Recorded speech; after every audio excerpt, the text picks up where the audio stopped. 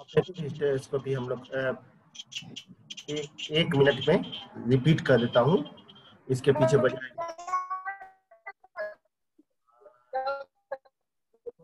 आज हम लोग पढ़ रहे हैं ऑपरेटिव हिस्टेरोस्कोपी। ऑपरेटिव हिस्टेरोस्कोपी का जो मेन चीजें होती है वो क्या क्या होती है। ऑपरेटिव हिस्टेरोस्कोपी के जरिए हम लोग टीसीआरई यानी transcervical resection of endometrium कर सकते हैं, लेजर एब्लेशन कर सकते हैं, थर्मल एब्लेशन कर सकते हैं और रोलर बॉल तो इसका जो प्रिंसिपल है, principle of this operation is destroy to the endometrium up to a depth of 3 to 5 mm, up to a depth of 3 to 5 mm, depth of 3 to 5 mm. 3 to 5 mm. So no further regeneration of endometrium. No further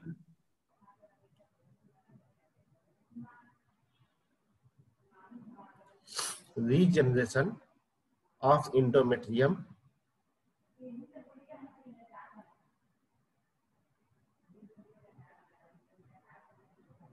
as the basal layer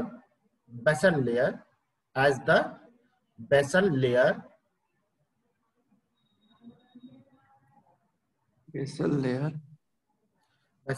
of endometrium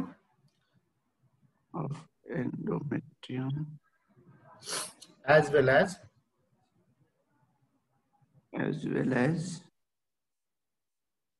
basal and spiral arterioles are destroyed. Basal and spiral arteriole are destroyed.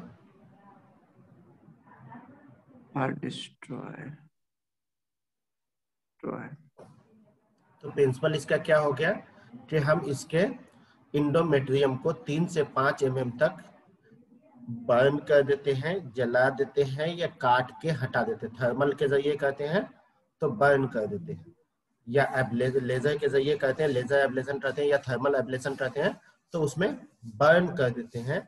और वहीं अगर trans cervical resection करते हैं तो उसको काट के हटा देते हैं।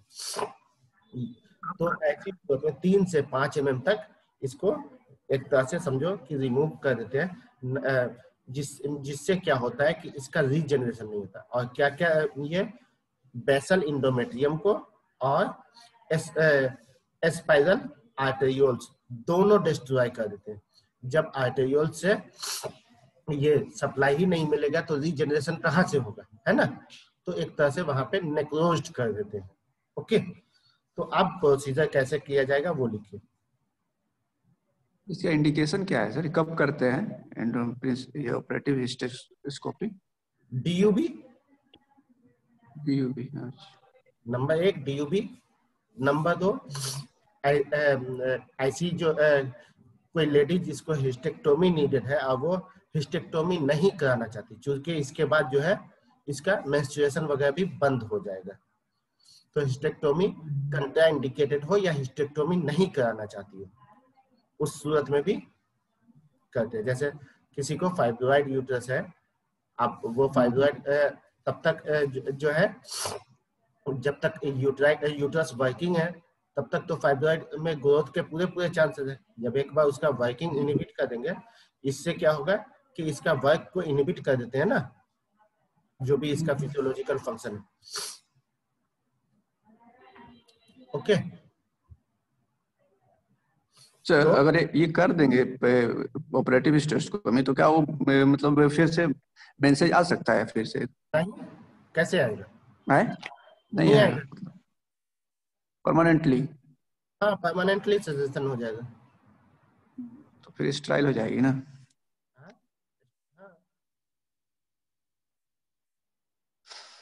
ठीक है, तो अब ये प्रोसीजर कैसे करते हैं। तो इसमें हिस्टेरोस्कोप को सबसे पहले जो है हिस्टेरोस्कोप का जो चारों पोर्ट होता है, हिस्टेरोस्कोप का जो चारों पोर्ट होता है, उस चारों पोर्ट को वजाइना होते हुए सर्विक्स के रास्ते, वजाइना होते हुए सर्विक्स के रास्ते सबसे पहले इसका ये है एनेस्थेसिया। सबसे पहले चीज क्या है? Anaesthesia. It should be under the spinal anaesthesia और it should be done under the spinal anesthesia or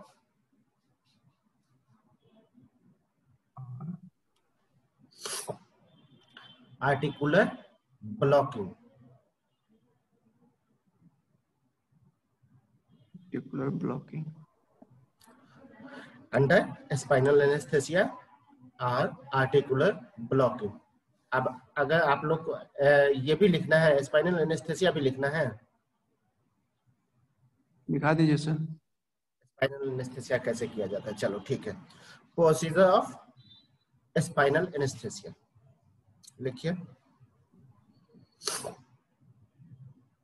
spinal anaesthesia. Yes.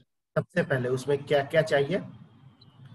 Equipment, वो लिखिए।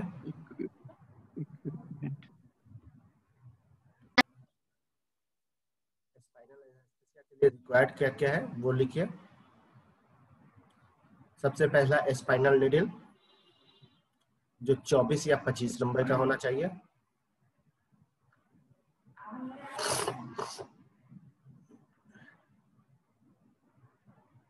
24 और 25। 24 या 25 नंबर का होना चाहिए। दूसरा, इंजेक्शन लॉक्स हेवी या normal? Injection lock, locks, locks LOX, locks, locks LOX। Basically इसमें लिडोकेन ही है, लेकिन स्पाइनल के लिए इसको स्पेशली ये किया गया है। इंजेक्शन लॉक्स हेवी या नॉर्मल। चूंकि ये छोटा प्रोसीजर 30 मिनट में हो जाता है, तो नॉर्मल से भी काम चल जाएगा। आप चाहे तो हेवी भी दे सकते हैं अगर कोई एक्स्ट्रा सेंसिटिव पर्सन है, हाईली सेंसिटिव लेडी है, तो उसमें हेवी भी यूज करते हैं। तो लॉक्स हेवी या नॉर्मल, 1 एम्पुल। उसके बाद आपको एक सिरिंज चाहिए, 5 ml syringe, 5 ml syringe.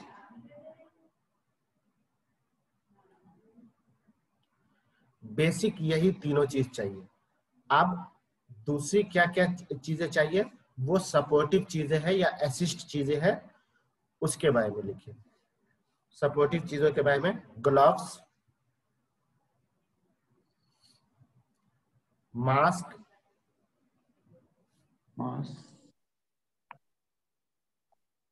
Cut sheet, sorry sir, cut sheet, cutting sheet या cut sheet. Cut sheet basically एक ये होता है ड्रॉ सीट टाइप होता है, उसमें छोटा सा कटिंग किया हुआ स्पेस होता है, ताकि जितना पार्ट हमको ओपन रखना है उतना ही पार्ट ओपन रहे, बाकी पार्ट कवर्ड रहे। तो ये एक तरह का कवर सीट होता है, जिसमें छोटा सा एक होल बनाया गया हुआ होता है। तो cutting sheet, gown, gown, gown, Betadine, Savlon, spirit, Betadine, Savlon, एस्प्रीट।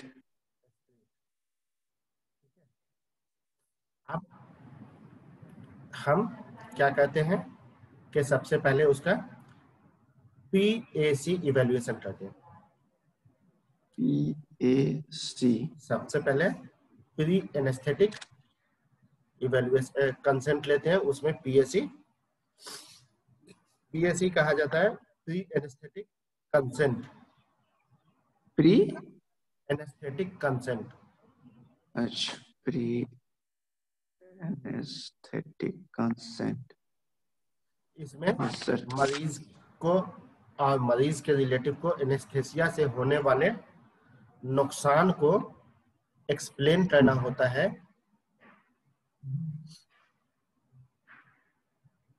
और उसके फेयर को बताना होता है, उसके फेयर को घटाना होता है कि ये कोई बहुत बड़ा प्रोसीजर नहीं है, बहुत ही आराम से हो जाएगा, लेकिन इसके अपने कुछ नुकसान भी है, specially those patient who is suffering with the cardio और pulmonary disease, specially those patient who is suffering with the cardio and pulmonary disease. Disease yes sir. दूसरा इसका ड्रॉबैक क्या है कि sometime it may lead to paraplegia और paraparesis.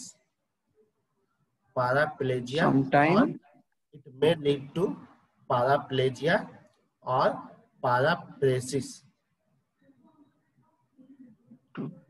पाराप्लेजिया पाराप्लेसिस।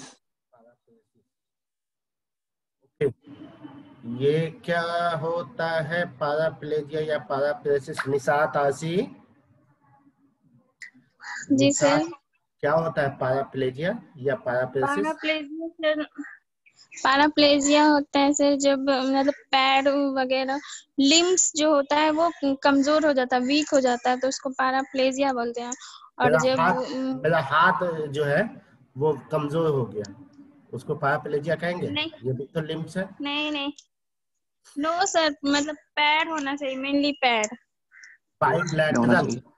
Bilateral lower limb has been paralyzed is called paraplegia।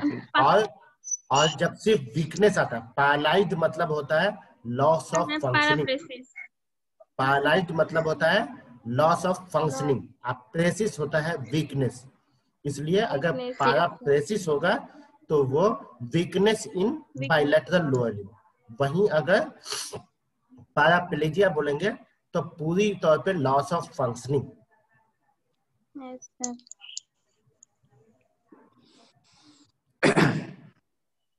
तो ये सारी चीजें करने के बाद हम उसका वाइटल्स वगैरह पूरा एग्जामिन करते हैं। वाइटल्स वगैरह एग्जामिन करने के बाद जरूरी है कि एक ईसीजी और एक्सरे भी कर लिया जाए, ईसीजी एंड एक्सरे भी कर लिया जाए। अगर ये सारा कुछ नॉर्मल है उसके बाद हम प्रोसीजर को अंजाम देते हैं। प्रोसीजर के लिए सबसे पहली चीज है पार्ट प्रिपरेशन। सबसे पहली चीज है part preparation and positioning. Part preparation and positioning.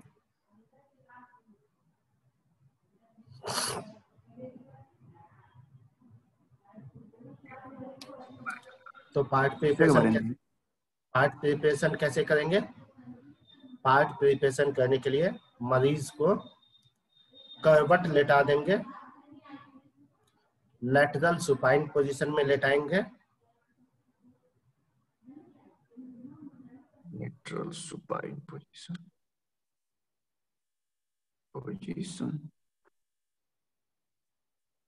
अगर उसने उससे पहले हर तरह का उसका जो भी कॉस्मेटिक या फिर ऑर्नामेंट्स वगैरह पहन रखी है मरीज, उसको रिमूव करेंगे।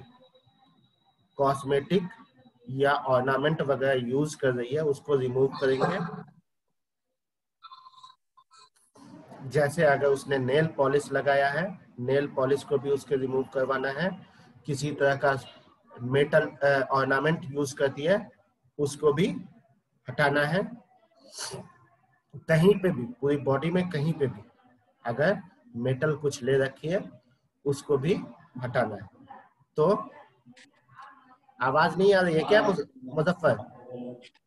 क्या सर? आवाज नहीं आ रही है? आ रही है सर। तो उसका ऑर्नामेंट रिमूव करेंगे, उसके कॉस्मेटिक जो भी लगा रखे nail polish, specially nail polish को रिमूव करना जरूरी है। स्पेशली नेल पॉलिश को रिमूव करना जरूरी है।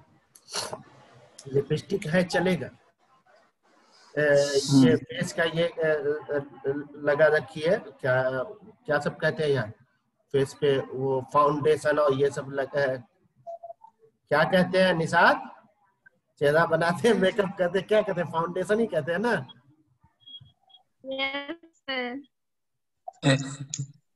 तो फाउंडेशन वगैरह कर रखिए, वो सब चलेगा। लेकिन जो एक तरह से सेमी परमानेंट चीजें लगा रखी होती है, उन चीजों को रिमूव करना जरूरी होता है। जैसे नेल पॉलिश, ये सेमी परमानेंट चीजें है, इसको खुरच के निकालना पड़ता है ना। तो इन चीजों को रिमूव करना है। ऑर्नामेंट्स, मेटल ऑर्नामेंट्स को रिमूव करना है। उसके बाद मरीज को सुपाइन लैटरल पोजीशन में लेटाना है। हाँ, हमेशा ध्यान रखना चेस्ट बियर जो है वो टाइट नहीं होना चाहिए। इसलिए अगर कोई लेडी ब्रा पहन रखी है, ब्रा को या तो रिमूव कर देना है या उसका हुक एटलीस्ट खोल देना है, या तो ब्रा को रिमूव करवा दीजिए सबसे बेहतर है, नहीं तो हुक को खोलवा दीजिए। चेस्ट कभी भी टाइट नहीं होना चाहिए, ठीक है। एक आईवी फ्लूइड जो कि always preferable RL, always preferable RL, वो स्टार्ट करेंगे।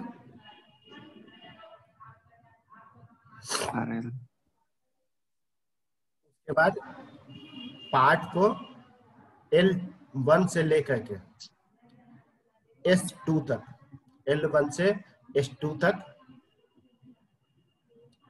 पहले अच्छे से सेवलॉन से वॉश करेंगे। L1 से लेकर के S2 तक अच्छे से वॉश करेंगे।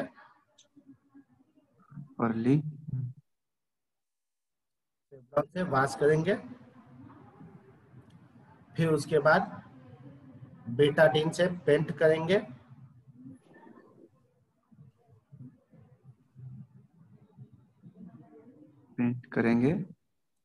उसके बाद स्पिरिट से स्टेलाइज करेंगे। इतना जान लो, कोई भी सर्जिकल प्रोसीजर होना है तो जो हम ये कहते हैं क्या नाम है, पार्ट प्रिपरेशन करते हैं, तो ये तीनों चीजों का इसी स्टेज वाइज यूज होगा। पहले वॉश, फिर पेंट, फिर स्टेलाइज। कोई भी छोटा प्रोसीजर करो, बड़ा प्रोसीजर करो, उससे बस नहीं। कोई भी प्रोसीजर करने जाते हैं तो यही 3 स्टेप फॉलो करना होगा पार्ट प्रिपरेशन के लिए, ठीक है। उसके बाद पार्ट प्रिपेयर करके ये सारा काम आपका असिस्टेंट करके दे देगा। आप एनेस्थेटिक का काम है कि वो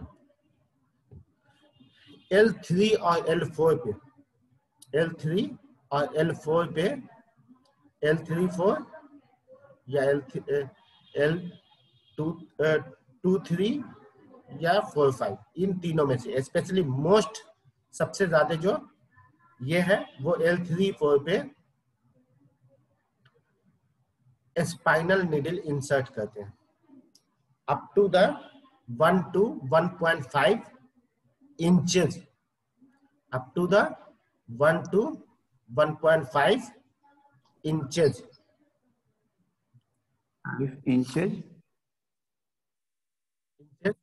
स्पाइनल नीडल इंसर्ट करते हैं।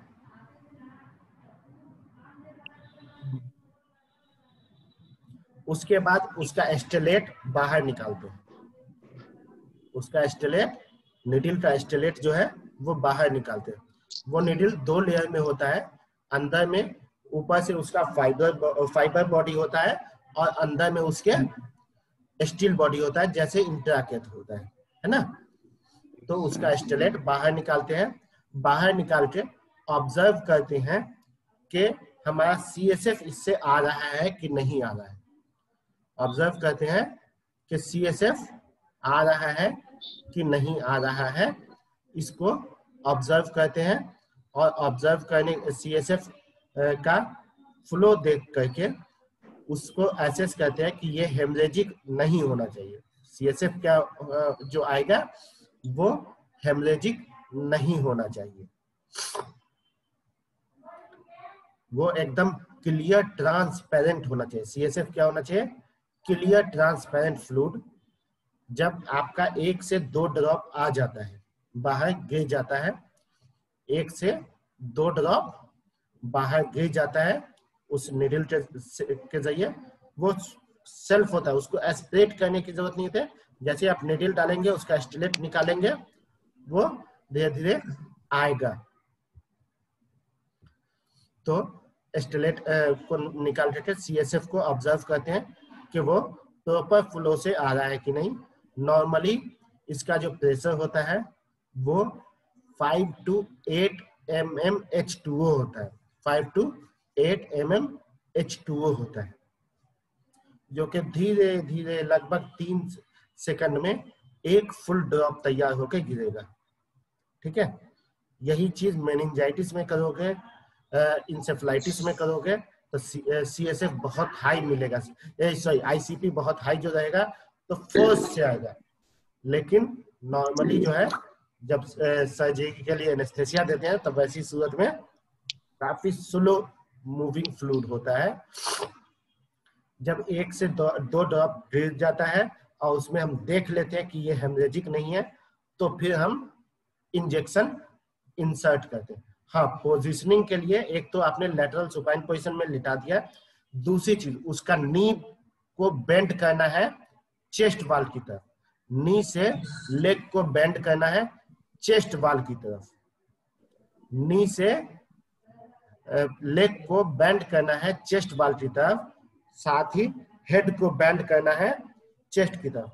चिन से इस तरह से बेंड करना है कि चिन से चेस्ट को टच कर सके, ऐसे।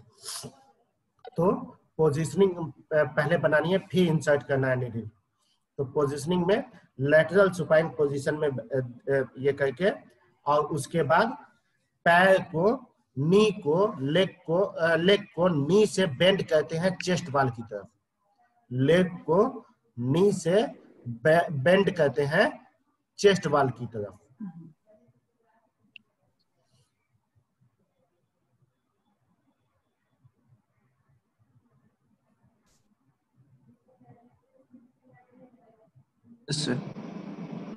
और हेड को डाउनवर्ड इस तरह से बेंड करते हैं ताकि चिन जो है वो चेस्ट वाल से टच हो, चिन जो है हमारा चेस्ट वाल से टच हो, इस तरह से। ठीक है, फिर जाके हम निडल इंसर्ट करते हैं। ये पोजीशनिंग का लैटरल सुपाइन पोजीशन में लेग को बेंड करेंगे नी से, नी को चेस्ट वाल तक, और हेड को बेंड करेंगे, ताकि इससे क्या होगा कि जो हमारा L3-4 वाला एरिया है वो एकदम परमानेंट होके बाहर निकल आएगा। अगर थोड़ा बहुत मूवमेंट मतलब मूवमेंट थोड़ा बहुत एडजस्ट करना पड़े तो इसी पोजीशन में एडजस्ट करेंगे। ठीक है, यस सर। उसके बाद हम जो इंजेक्शन हमने लोड किया है लॉक्स, उसको पुश करेंगे। जो इंजेक्शन हमने लोड किया है उसको पुश करेंगे। Yes sir. पुश करने के बाद रैपिडली हम निडल को, स्पाइनल निडल को रिमूव करेंगे। Remove spinal needle.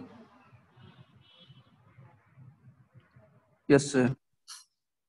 मरीज को एकदम फ्लैट लाइंग डाउन पोजीशन में लेटाएंगे, पिल्लो वगैरह नहीं देना है मरीज को। क्या सर? मरीज को फ्लैट लाइंग डाउन पोजीशन में, आप सुपाइन पोजीशन से उसका चेंज कर देना, सीधा एकदम फ्लैट लाइंग डाउन पोजीशन में, फ्लैट लाइंग डाउन पोजीशन में लेटाएंगे।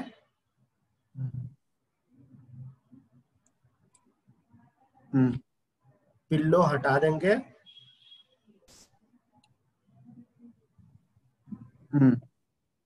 हेड लो करेंगे, हेड लो, एंड फास्ट में आईवी फ्लूइड स्टार्ट कर देंगे, फास्ट में आरएल देंगे up to the 2 to 2.5 litre during whole procedure. Fast में, एकदम फास्ट में। ये एडल्ट का बता रहा हूँ, हो सकता है बच्चों में कम देना पड़ता है, depend upon the volume. Actually होता क्या है, इसलिए आरएल दिया जाता है, उसके पीछे वजह होता है ये कि जब आप स्पाइनल एनेस्थीसिया देते हैं तो आपका बायलैटरल लोअर लिम्ब जो है वो पैरालाइज्ड हो जाता है। पैरालाइज्ड होने के नतीजे में सारे वेसल्स पूरी तौर पे डायलेट हो जाते हैं, और नतीजा क्या होता है बायलैटरल लोअर लिम्ब का, तो नतीजा क्या होता है कि जितना फ्लूइड बॉडी के अपर पार्ट में है वो सब उसको कंपनसेट करने के लिए लोअर पार्ट में शिफ्ट होना शुरू हो जाता है। यानी ब्लड कह लो या फ्लूइड कह लो, वो लोअर पार्ट में शिफ्ट होना शुरू हो जाता है, जिससे ब्लड प्रेशर बहुत रैपिडली ड्रॉप होता है, जिससे ब्लड प्रेशर बहुत रैपिडली ड्रॉप होता है। और ब्लड प्रेशर रैपिडली ड्रॉप होने के नतीजे में क्या होता है कि पेशेंट हाइपोवॉल्मिक शॉक में चला जाएगा। इसलिए रैपिड आईवी फ्लूइड देते हैं, स्पेशली आरएन, ताकि वो वॉल्यूम डिप्रिसिएशन को मेंटेन कर सके, ताकि वो वॉल्यूम डिप्रिसिएशन को मेंटेन कर सके। और फटाफट फिर ये प्रोसीजर स्टार्ट करते हैं। इसलिए हेड लो भी करते हैं।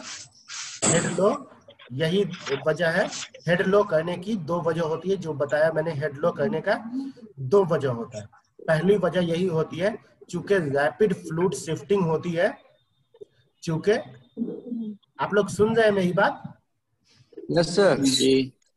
तो rapid fluid shifting lower limb में होती है, तो rapid fluid shifting lower limb में होने की वजह से ऐसा ना हो, इसका स्पीकर ऑन है, ऐसा ना हो कि ब्रेन का हाइपोपरफ्यूजन हो जाए। इसलिए ब्रेन का हाइपोपरफ्यूजन से बचाने के लिए हेड लो करते हैं। दूसरी चीज, हेड लो इसलिए भी कहते हैं कि जब हेड लो करेंगे तो हमारा बॉडी का चेस्ट भी जो है वो थोड़ा सा डिक्लाइन पोजीशन में जाएगा, तो एनेस्थेसिया का इफेक्ट उससे जिस लेवल पे हमने दिया है L3 L4 से थोड़ा ऊपर तक भी आ जाएगा। इसलिए ये दो वजह होता है हेड लो करने का। ठीक है, यस सर। अभी 2.5 मिनट में कट जाएगा, तो दोबारा आप लोग सब लोग ज्वाइन कर लीजिएगा तो बेहतर होगा, ताकि हिस्टेरोस्कोपी प्रोसीजर मुश्किल से 5 मिनट चलेगा, उसको हम खत्म कर दें। ठीक है, ये ऑपरेटिव हिस्टेरोस्कोपी। चलिए आप प्रोसीजर स्टार्ट करते हैं, ऑपरेशन स्टार्ट करते हैं। एक मेडिसिन वाले बंदे से ऑपरेशन करवा लो तुम लोग।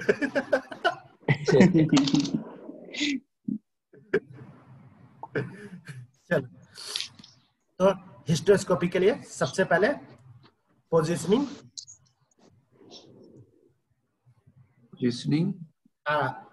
इक्विपमेंट वगैरह सब तो बता ही दिया था हिस्टेरोस्कोपी का ना, सब कुछ। यस। हाँ, तो अब पोजीशनिंग है। पोजीशन में कौन सा रखेंगे? Lithotomy position. टोमी पोजीशन में रखेंगे। पैर को फुट स्टैंड से ये कर देंगे, हिप से मरीज को एकदम कॉर्नर ऑफ द साइड पे ले लेंगे। हिप से मरीज को एकदम कॉर्नर ऑफ द टेबल पे ले लेंगे, और कॉर्नर ऑफ द टेबल पे ले लेंगे एंड फुट को एलिवेट कर देंगे, फुट स्टैंड पे फिक्स कर देंगे, फुट स्टैंड पे फिक्स कर देंगे। आप लोगों ने तो टेबल देखा ही होगा ना, कम से कम मुझे ये उम्मीद है कि सबने टेबल देख रखा होगा। अगर टेबल नहीं देख रखा है, सर अभी जो लोग हॉस्टल में हैं आओ 11 साढ़े 11 बजे तक नीचे, तो मैं टेबल दिखा दूंगा। ठीक है सर, आते हैं। बहुत सारा कुछ दिखा दूंगा, किसको क्या कहते हैं वो दिखा दूंगा, ठीक है। तो उसके बाद हम पार्ट प्रिपरेशन करते हैं। पार्ट प्रिपरेशन का वही 3 चीजें जो बताया, लिख लो। पार्ट प्रिपरेशन, सबसे पहला सेविंग, सबसे पहला सेविंग। इसमें क्या होगा, सबसे पहला सेविंग। अगर पहले से नहीं सेव किया हुआ है तो सबसे पहला सेविंग। यस। दूसरी चीज, बहुत सारी स्पेशली हाई क्लास फीमेल और